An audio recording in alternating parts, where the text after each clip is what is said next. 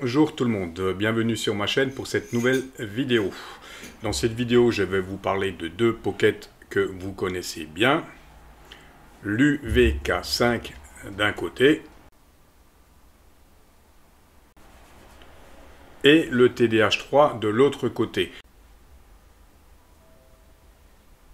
Donc je ne vais pas m'amuser à faire une comparaison entre ces deux postes. Pour moi, ces deux postes techniquement ne sont pas comparables. Je vais juste vous donner mon opinion, le pour et le contre de ces deux postes, ce que je pense vraiment de ces postes, et ensuite à vous, libre de vous faire votre propre idée. Le seul point commun entre ces deux postes, c'est qu'ils ont chacun 5 watts de sortie, ils ont 200 canaux de mémoire, et ils ont chacun un écran de taille identique. On ne le voit pas trop bien comme ça, mais l'écran est de taille identique sur les deux pockets. La différence, c'est que sur l'UVK5, on aura un écran classique.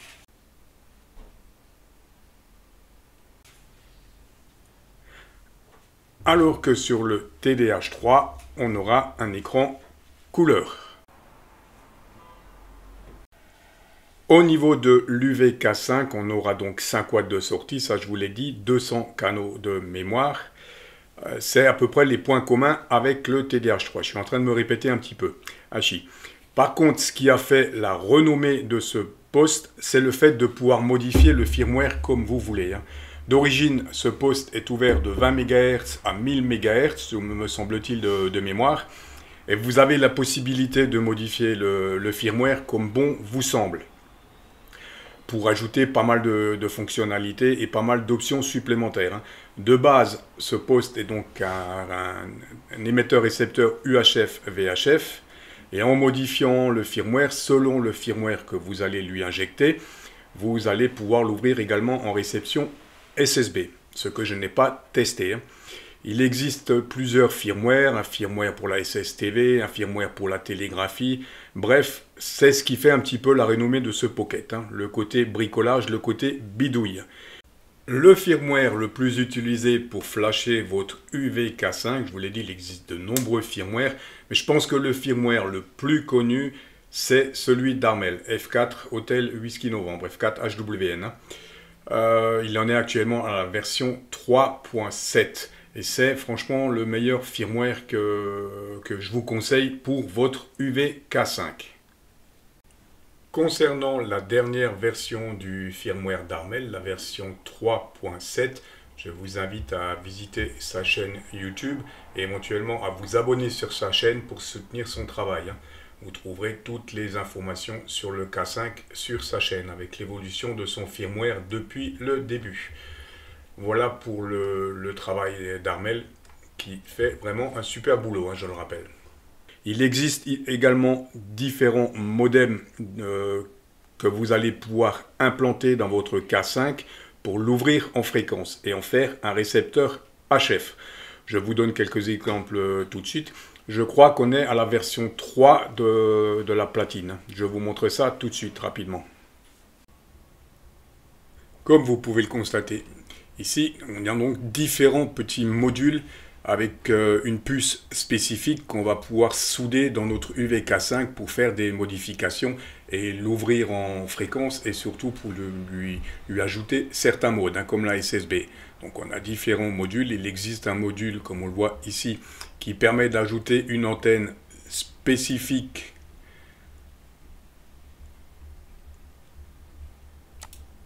à l'UHF et à la VHF. Il aura donc deux antennes, là on le voit bien, UHF, VHF. Bref, il y a de quoi bricoler avec ce pocket. Et c'est un petit peu ce qui fait la renommée de ce poste, le côté bricolage. Par contre, le point négatif de ce poste, et ça c'est mon opinion à moi, je vais vous le donner tout de suite. Je vais donc vous donner mon opinion personnelle. Ce que je vais dire ici n'engage que moi personnellement. Donc ce que je pense de l'UVK5, c'est un petit poste, un TX qui est bien pour quelqu'un qui veut faire de l'écoute, pour quelqu'un qui se lance dans l'écoute ou pour un OM qui a envie de bricoler. Pour faire du bricolage, pour modifier le firmware, pour ajouter les petites platines qu'on a vues à l'intérieur de ce poste est parfait pour faire du bricolage, pour le transformer en récepteur HF, etc. Bien que je n'ai pas testé ce qu'il vaut vraiment en réception HF. Voilà pour le côté bricolage. Pour ça, ce poste est parfait. Par contre, point négatif, si vous débutez dans la radio, si vous êtes radio-amateur débutant ou même amateur radio pour vous lancer dans le PMR, je vous déconseille totalement ce poste. Ce poste en émission, pour moi, je le répète, c'est mon avis personnel, n'est vraiment pas bon. Je vous mets ici ce que ça donne au niveau des harmoniques en VHF et je pense que vous aurez juste un petit aperçu. Voilà. Donc je ne dis pas qu'il ne faut pas l'utiliser, mais je dis juste que vous l'utilisez en toute connaissance de cause, en sachant que ce poste est très mauvais en émission. Autre petit point négatif, on va dire, de l'UVK5, c'est que d'origine, ce poste n'a pas la Bluetooth. Donc c'est quand même quelque chose qui manque sur ce Pocket, parce que pouvoir brancher une oreillette Bluetooth ou un micro Bluetooth, c'est quand même un petit plus. Par contre, vous avez toujours la possibilité, mais c'est toujours de l'argent en plus, de rajouter ce petit modem de chez TID à radio,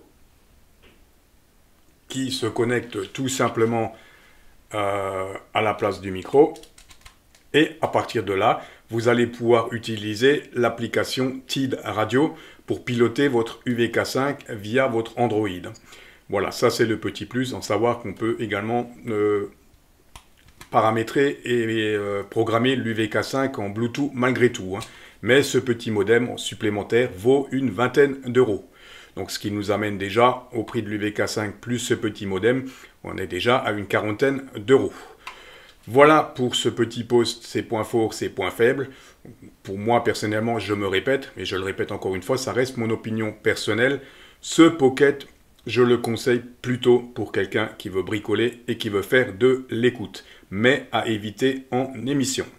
Pour finir avec la présentation sur l'UVK5, je voulais juste vous rappeler qu'au cas où vous avez des problèmes de programmation, que vous avez des questions, que vous avez des problèmes de firmware concernant ce poste, il existe le groupe UVK5 qui est géré par Alain et qui se fera un plaisir de répondre à vos questions. Je vous avais déjà présenté le groupe UVK5 France, donc si vous avez des problèmes techniques ou des questions concernant l'UVK5, n'hésitez pas à nous rejoindre sur le groupe et à contacter l'administrateur principal du groupe qui gère à 95% l'ami Alain 14UVR10 qui se fera un plaisir de vous répondre s'il est disponible. Voilà, et on va tout de suite passer au comparatif et je vais vous donner tout de suite mon opinion sur le TDH3. Je reviens donc sur une petite présentation et je vous donne mon avis sur le TDH3. Par rapport à l'UVK5, déjà d'origine, vous aurez une batterie beaucoup plus puissante. La batterie d'origine là qui était avec fait 2600 mAh.